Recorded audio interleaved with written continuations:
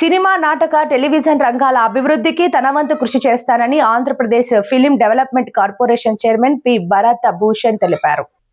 Kakinada main రోడ్డులో గల town హాల్లో ఇటీవల Andhra Pradesh film development corporation chairman గా పదవి బాధ్యతలు స్వీకరించి తొలిసారి కాకినాడ విచ్చేసిన FDC chairman P Bharat Bhavan అభినందన సత్కార కార్యక్రమము ఘనంగా జరిగింది. కొణిదెల రాజశేఖర్, బొప్పన సాంబశివరావు, కొడాలి రాజేష్ ఆధ్వర్యంలో జరిగిన ఈ కార్యక్రమంలో FDC chairman P Bharat Bhushan ముఖ్య అతిథులుగా పాల్గొన్నారు. ఈ సందర్భంగా భరత్ భూషణ్ మాట్లాడారు.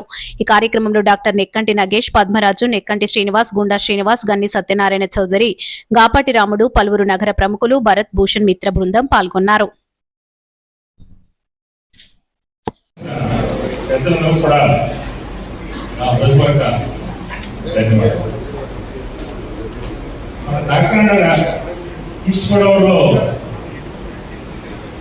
గత 10 ఏళ్ళుగా నిశ్శబ్దంగా ఉన్న మన తెలుగుదేశం పార్టీకి ఒక అత్యంత ప్రతిష్టాత్మకమైన పోస్ట్ ఇస్తున్న ఈ పోస్ట్ గారికి నా హృదయపూర్వక ధన్యవాదాలు. ఆయన ఈరోజు ఈ స్టేజ్కి వచ్చారంటే మీరందరూ కూడా ఒకసారి ఆయన్ని చప్పట్లతో చిన్న వయసు అలాగా ఇష్టపూట నుంచి అలా పెరిగి అలాగా అంచెలుగా మన బాలకృష్ణ గారు అయితే, లోకేష్ అయితే, చంద్రబాబు గారు అయితే చూసి ఈయన దర్శ చూసి యాక్చువల్గా చరిత్ర పరిస్థితి ఎక్కువ గుంటూరు కృష్ణ గారు ఉంటారు. అలాంటివి కాదని మన ఇష్టపడవాలని ఎన్నుకోవడం మన అదృష్టం భావించాలి. కాబట్టి మనందరం కూడా వారు ఇప్పుడు కూడా వారి సహాయ సహకారాలు మా జిల్లా ప్రజలకి ఉండాలి. ఇందులో కూడా కొంతమంది చర్చన్న వారు వస్తున్నారు. కొంతమంది చర్చన వాళ్ళు యాక్చువల్ వాళ్ళు ఉన్నారు. చిన్న వాళ్ళు వాడు పంపిస్తాం ఒకసారి మా శాఖలో జన్మ మార్పు ఈరోజు చాలా రోజులు పంచుకోవడం చాలా కష్టం కాకినాడలో. అలాంటి ఇవాళ శేఖరు, మన సాంబశివరావు, మన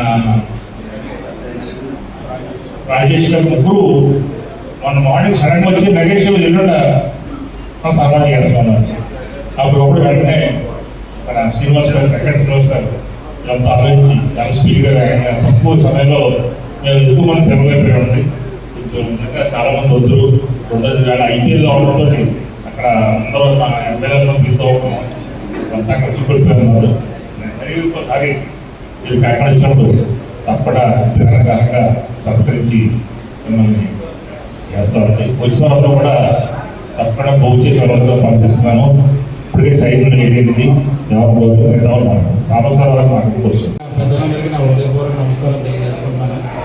ఎంతో నమ్మకంతో నాకు ఈ అవకాశం కల్పించిన విజనరీ నాయకుడు నందమూరి నారా చంద్రబాబు నాయుడు గారికి, డిప్యూటీ సీఎం పవన్ కళ్యాణ్ గారికి, మంత్రివర్యులు నారా లోకేష్ బాబుకి, సినిమాటోగ్రఫీ మంత్రి కందుల దుర్గేష్ గారికి నా హృదయపూర్వక కృతజ్ఞతలు తెలియజేసుకుంటున్నాను. ముఖ్యంగా నాకు ఈ పదవి రావడానికి కారణం అయిన ఒక వ్యక్తి గురించి మీ అందరికీ తెలియాలి.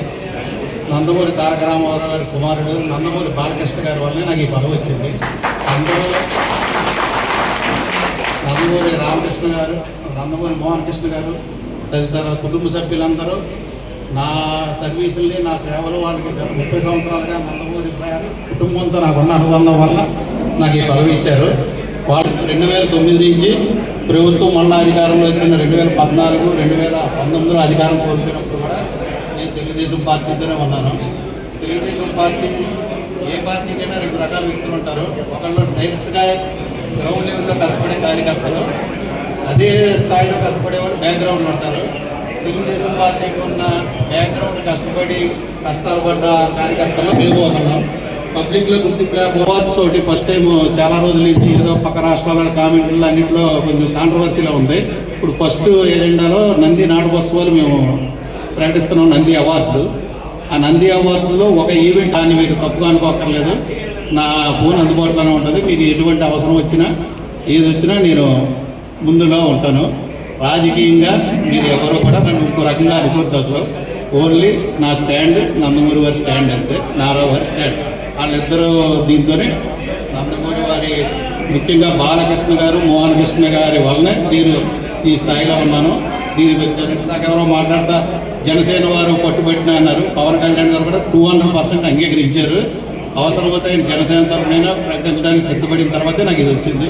అలాంటి కాంట్రవర్సీలు కూడా మాకేమీ లేవు. నేను 2 years Telugu film chamber of commerce అధ్యక్షుని చేశాను. చేసిన టైంలో నాకు పార్టీలకు అతీతంగా అందరి వ్యక్తులతోనూ నాకు మంచి రిలేషన్ ఉంది. పవన్ కళ్యాణ్ గారితో బాలకృష్ణ గారు అంత కాకపోయినా పవన్ కళ్యాణ్ గారితో కూడా నాకు మంచి రిలేషన్ ఉంది. ఆయనతో కూడా నాకు ఎటువంటి ఇది లేదు. నేను చేసే ఏ కార్యక్రమమైనా ఆయనతో కూడా చెప్పే చేస్తున్నాను. రేపు నంది అవార్డులు కానీ నంది నాటకోత్సవాలు అన్నిటికి కూడా మొన్న కొన్ని సంవత్సరాల వల్ల ఆయన హెల్త్ ఇష్యూలో రెస్ట్లో ఉండడం వల్ల రాలేదు. లేదా మన కార్యక్రమానికి కూడా ఆయన వచ్చేవారు. లోకేష్ బాబు గారికి కూడా అన్ని రకాలుగా అండర్స్టాండింగ్తోనే వెళ్తున్నాము. ఆయనకి అన్నీ తెలిసే చేస్తాము, తెలియకుండా ఏమి ఉండదు. ఇది లేకుండా నిర్భయంగా నాకు ఫోన్ చేయొచ్చు. నాకు ఈ అవకాశం ఇచ్చిన డాక్టర్ నగేష్ బాబు గారికి, మా నెక్కంటి శ్రీనివాస్కి, మా గోపికి, రాయవరం శేఖర్కి, పద్మరాజు గారికి, మాన్య జానకిరామ్ చౌదరి గారికి, తదితర పెద్దలందరికీ నా హృదయపూర్వక కృతజ్ఞతలు, ధన్యవాదాలు తెలియజేసుకుంటున్నాను. మరోసారి మీ అందరికీ ఒక భారీ ఈవెంట్లో తప్పకుండా కలుస్తాను. Thank you sir.